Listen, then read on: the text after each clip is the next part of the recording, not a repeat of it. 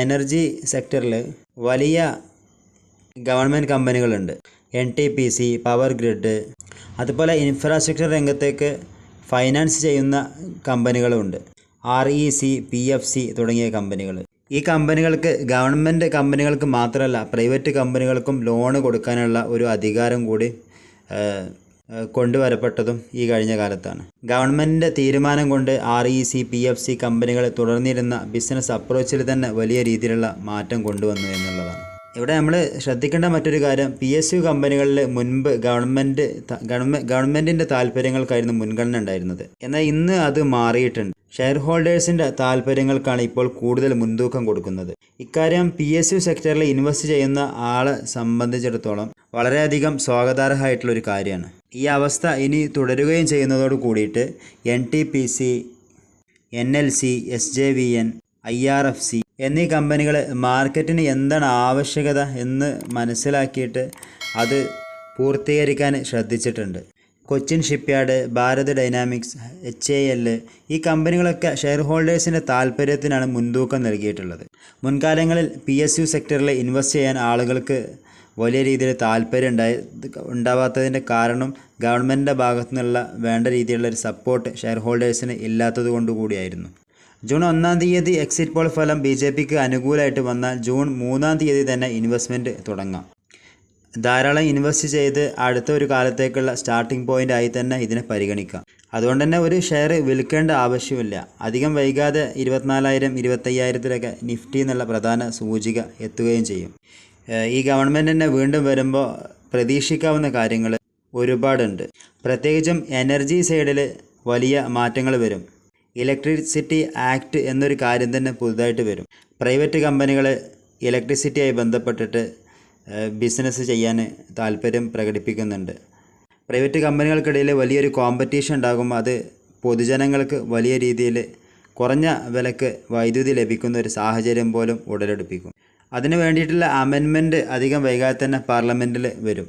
അടുത്ത 5 വർഷത്തിനുള്ളിൽ GSTയിൽ പല വ്യത്യസ്ത സെക്ടറിൽ നിന്നുള്ള പരിഗണന കൂടി വരുന്നതായിരിക്കും. ഇത് എല്ലാ വ്യവസായങ്ങൾക്കും കൂടുതൽ ഗുണകരമായിട്ടാണ് വരിക. മുൻകാലങ്ങളിൽ പല കോർപ്പറേറ്റ് കമ്പനികളും ബാധ്യതകൾ തിരിച്ചടക്കാതെ നാട് വിട്ടു പോയിട്ടുള്ള ചരിത്രമൊക്കെ ഇന്ത്യയുടെ സാമ്പത്തിക തട്ടിപ്പുകളുടെ കൂട്ടത്തിൽ വലിയ കളങ്കം ചാർത്തിയ കാര്യങ്ങളാണ്. ആ കാര്യത്തിലൊക്കെ വലിയ രീതിയിലുള്ള കുറവ് വരുത്താൻ ഈ ഗവൺമെൻറ്റിന് സാധിച്ചു എന്നുള്ളതാണ്.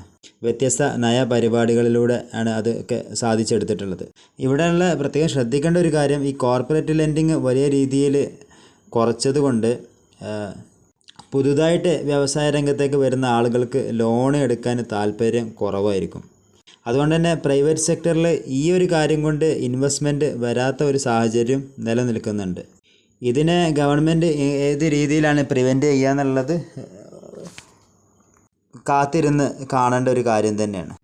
ഒരു രാജ്യത്ത് ഇൻഫ്ലേഷൻ കുറയ്ക്കുന്നതിലൂടെയാണ് സാധാരണക്കാരായ ആളുകൾക്ക് വലിയ രീതിയിൽ നേട്ടം കൈവരിക്കാൻ സാധിക്കുക. അല്ലെങ്കിൽ ഇൻഫ്ലേഷൻ കൂടിക്കഴിഞ്ഞാൽ അത് വലിയ രീതിയിൽ ബാധിക്കുക സാധാരണക്കാരായ ആളുകളെയാണ്.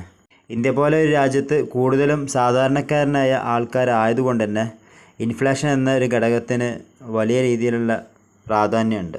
നിലവിലെ RBI കേന്ദ്ര ഗവൺമെൻറ്റിന് 2,11,000 കോടി രൂപയോളം ഡിവിഡൻ്റായിട്ട് നൽകിയ ഒരു വാർത്ത ഉണ്ടായിരുന്നു.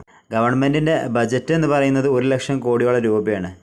ഇത്തരത്തിലുള്ള ഒരു സർപ്ലസ് ആയിട്ട് കിട്ടിയ ഈ ഒരു പണം ഗവൺമെൻറ് രാജ്യത്തെ ഇൻഫ്രാസ്ട്രക്ചറിലും വ്യത്യസ്ത സെക്ടറുകളിലും ഇൻവെസ്റ്റ് ചെയ്യുകയാണെങ്കിൽ സ്വാഭാവികമായിട്ടും അതിൻ്റെ ഗുണം കൂടിയും ഇൻവെസ്റ്റേഴ്സിന് അടുത്ത സാമ്പത്തിക വർഷത്തിൽ ലഭിക്കുക തന്നെ ചെയ്യും. ഇത്തരത്തിൽ ഗവൺമെൻറ് ബജറ്റ് ഡെഫിസിറ്റ് കുറച്ചുകൊണ്ട് ഇൻഫ്ലേഷൻ കുറയ്ക്കുന്നതിൽ അത് കാരണമാകും. ഇൻഫ്ലേഷൻ ഉള്ള ഒരു സമയത്ത് വ്യക്തികൾക്ക് ശമ്പളത്തിൽ ഇനി എത്ര വർധനവുണ്ടായാലും ബിസിനസ്സിൽ നിന്ന് എത്ര ലാഭം ഉണ്ടാക്കപ്പെട്ടാലും ഇൻഫ്ലേഷൻ എന്നുള്ളത് ഒരു ഹെഡേക്ക് തന്നെയാണ്. RBI സംബന്ധിച്ചിടത്തോളം വ്യത്യസ്ത സാധ്യതകൾ ഉപയോഗപ്പെടുത്തിക്കൊണ്ട് ഇൻഫ്ലേഷൻ അവരുടേതായ രീതിയിൽ കുറച്ച് കൊണ്ടുവരാനുള്ള തീരുമാനങ്ങളും പ്രവർത്തനങ്ങളും മുന്നോട്ട് കൊണ്ടുപോകുന്നുണ്ട്. ഇനി ഇന്ത്യ എന്നുള്ള രാജ്യത്തിൻ്റെ മാക്രോ എക്കണോമിക്സ് എടുക്കുമ്പോൾ അതിൽ 60%-ലധികം ജനസംഖ്യയുടെ ഭാഗമായിട്ട് വരുന്ന ആളുകൾ കാർഷിക വൃത്തിയിലാണ് ഏർപ്പെടുന്നത്. നല്ലൊരു കാലവർഷം ഈ രാജ്യത്ത് ഉണ്ടായാൽ തന്നെ വലിയ രീതിയിലുള്ള സർപ്ലസ് ഈ 60%-ഓളം വരുന്ന കാർഷിക വൃത്തിയിൽ ഏർപ്പെടുന്ന ആളുകൾക്ക് ലഭിക്കപ്പെടും. FMCG സെക്ടറുമായി ബന്ധപ്പെട്ട് ഫുഡ് സെക്ടറിലൊക്കെ ഇത്തരത്തിലൊരു വളർച്ച മൺസൂണുമായി ബന്ധപ്പെട്ട് നല്ലൊരു മഴക്കാലം വന്നു കഴിഞ്ഞാൽ അതിൻ്റെ ഗുണപരമായിട്ട് ലഭിച്ചാൽ തന്നെ ഇൻഫ്ലേഷൻ കുറയ്ക്കപ്പെടും. അപ്പോൾ ഞാൻ മുൻപ് പറഞ്ഞതുപോലെ ഇൻഫ്ലേഷൻ കുറഞ്ഞു കഴിഞ്ഞാൽ സ്വാഭാവികമായിട്ട് RBIക്ക് ഇൻട്രസ്റ്റ് റേറ്റ് കുറക്കാൻ സാധിക്കും. സത്യത്തിൽ ഇന്ത്യയുടെ ഇൻഫ്ലേഷൻ കുറയ്ക്കാൻ വേണ്ടി വിദേശ നാണ്യത്തിൻ്റെ ശേഖരത്തിൻ്റെ ഒന്നും ആവശ്യമില്ല. ഇന്ത്യയിലുള്ള കാർഷിക വൃത്തിയായി ബന്ധപ്പെട്ട് നിൽക്കുന്ന 60% വരുന്ന ജനങ്ങളുടെ പ്രശ്നങ്ങൾക്ക് ഒരു മൺസൂൺ കൊണ്ട് പരിഹാരം ഉണ്ടായാൽ പോലും രാജ്യത്തിൻ്റെ ഇൻഫ്ലേഷന് വലിയ രീതിയിൽ കുറക്കാൻ സാധിക്കും എന്നുള്ളതാണ്. പ്രകൃതിയുടെ ഭാഗത്തുനിന്നും രാജ്യത്തിൻ്റെ ഭരണകർത്താക്കളുടെ ഭാഗത്തുനിന്നും നല്ല രീതിയിലുള്ള പോസിറ്റീവായിട്ടുള്ളൊരു സമീപനം ഈ രാജ്യത്തുണ്ടായി കഴിഞ്ഞാൽ സ്വാഭാവികമായിട്ടും അടുത്ത വർഷങ്ങൾ വലിയ രീതിയിലുള്ള റിട്ടേൺ ഇൻവെസ്റ്റേഴ്സിന് നൽകുക തന്നെ ചെയ്യും. Thank you.